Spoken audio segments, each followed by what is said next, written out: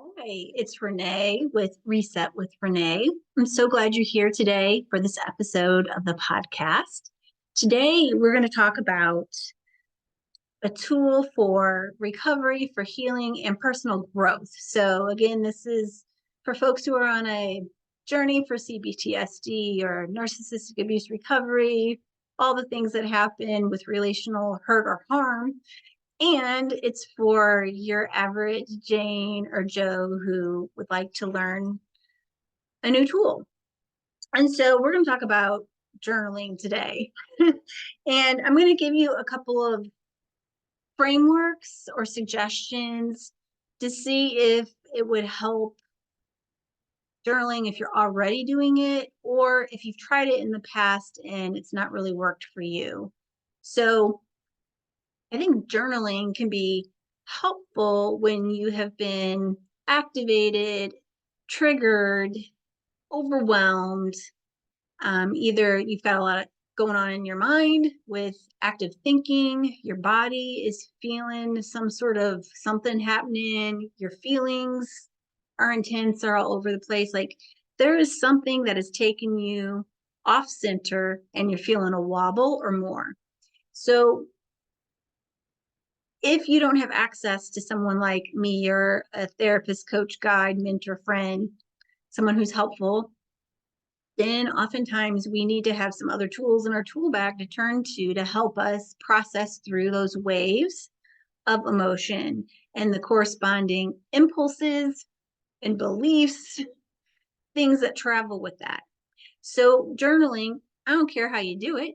It can be in a notebook, a tablet, and your notes on your phone, on a PC, laptop, voice note, however you want to process is fine. So I'm going to make a distinction here. I journal sometimes to process, meaning I've noticed some activation. I want to get curious about it because I've learned if I don't, it's just going to last longer. So it's better to connect and get clear about what's happening. That's one flavor. The other flavor is wisdom keeping, and that's something that I've learned about from my mentor, Tanner Wallace. And so she talks about the fact, and it's taken me time to come around to this, but wisdom keeping is kind of like when you've been activated in a positive way, and you're like, oh, I know that. Oh, that helps me. Oh, that helps me feel better. That helps me do better. It's like whatever your knowing is that you forgot or you just rediscovered and you want to make sure you don't forget again, that's wisdom keeping.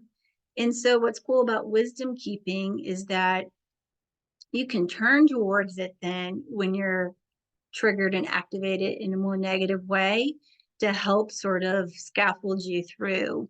And so what happens then with like a healing journey, you embody your wisdom keeping, you integrate it, and then you no longer have to look to your reminders. It's just part of your knowing. Like for real, long term, it's anchored, it's yours.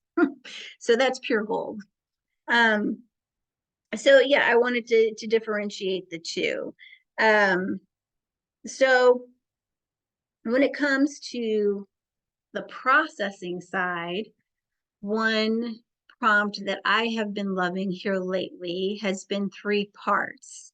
So it would be the first question you would say is, what am I fearful of? Where am I holding fear? What is the fear telling me? What do I know about this fear? So fear can be a belief, a prediction, a thought. Some people are more connected to their above the neck activity, whereas other folks are more pulled in by their emotional waves. So they might be feeling panic or nerves or nervous system activation, whatever you want to call it. It's like in the body and in the energetics. And so what is there? When did it arrive? What is it letting you know? What do you know about it? What's the story around it? Just hear it out. We spend a lot of time in our culture avoiding our feelings, Fear and shame are two of the biggest ones we like to avoid. So just turning into that, or turning towards that, not turning into it, but turning towards that on a regular basis really helps kind of like purify energetically. It helps clarify what it is you're stewarding inside of you. So that's the first prompt. The second is, what is it I know? So in our culture, we are conditioned to know through education, through other authorities, through what people say we should do, be, have, know. It's our conditioning. And the healing journey, growth journey, leadership journey is about what is it I have and I know as my truth. What do I know? And that's often a below the neck, although it can also be above the neck. It could be a combo. So really like tuning in, like, what am I present to that is a truth for me? So that was question 2. The third is, how is my heart? How is the space around my heart?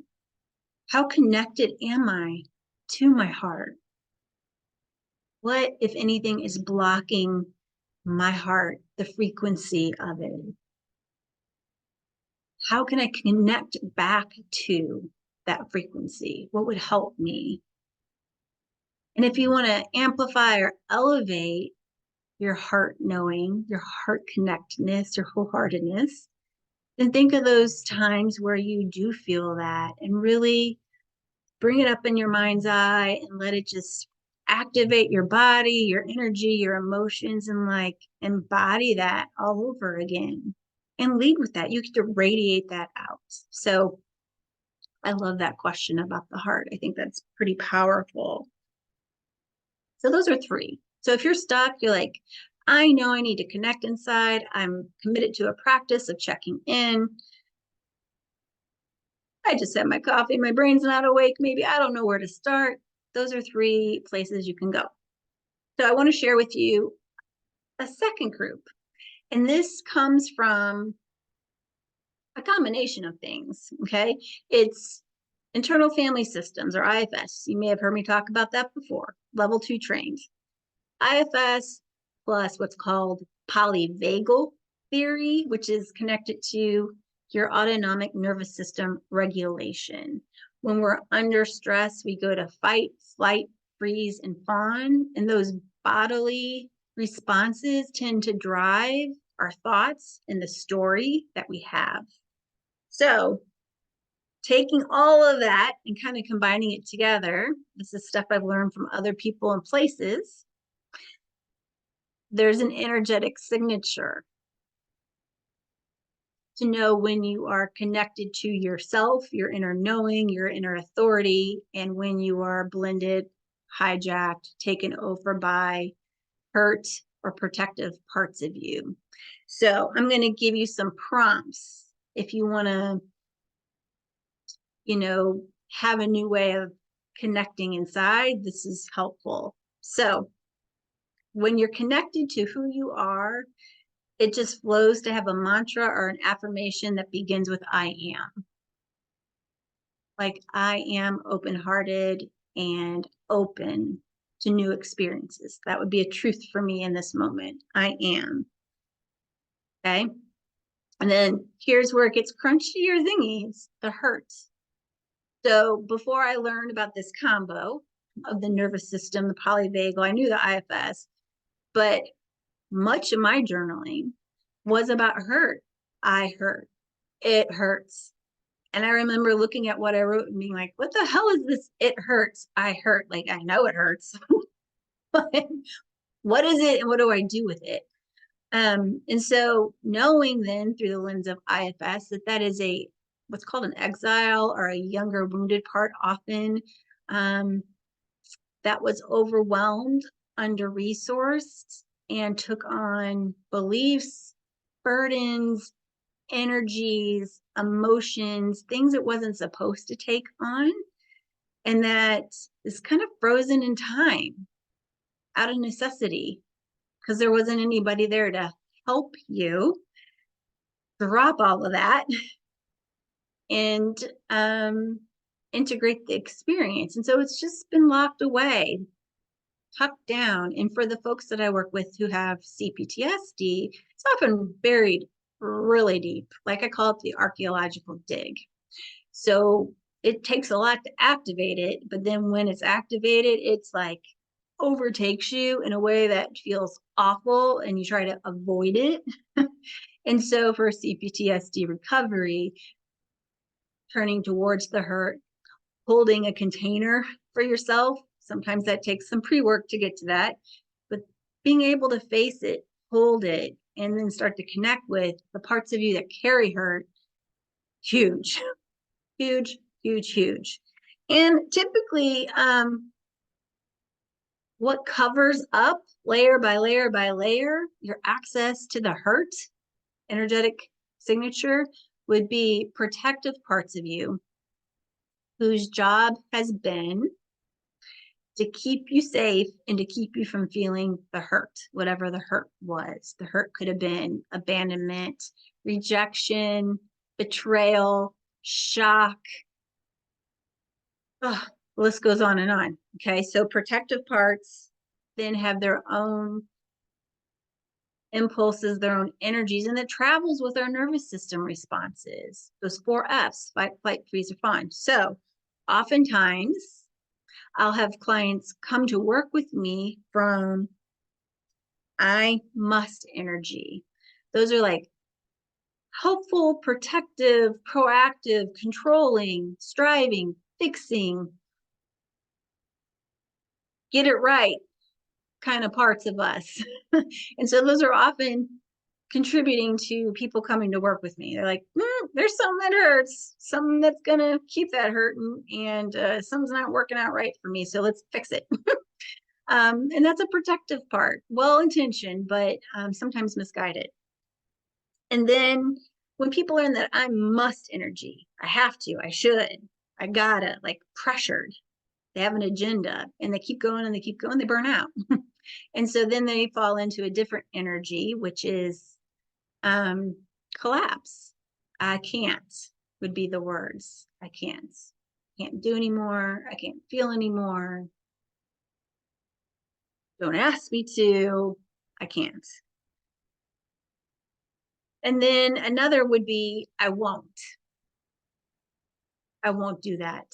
I won't talk to them. I won't go there. I won't listen to you. I won't listen to me.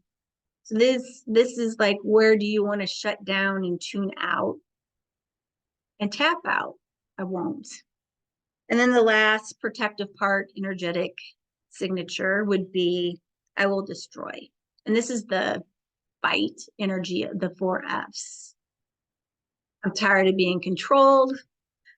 I'm tired of seeing all this hustle and grind and collapse and hurt. Like, peace out, deuces. I'll show you. I'll get the upper hand. Let's mess around and find out. Tends to be pretty reactive. And sometimes parts of us don't love the consequences. And sometimes people in our world don't love when we do that. I will destroy. So I will destroy can look behaviorally like eating, numbing out with social media, affairs, overdoing some activity, underdoing some activity. It's like it hurts to hurt, so we're going to hurt a different way. And if we're not going to hurt, we're going to make you hurt.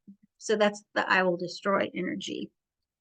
So, I hurt, I must, I won't, I can't, I will destroy are all ways that you can sort of internally see what's going on for me. Am I in the I am energy?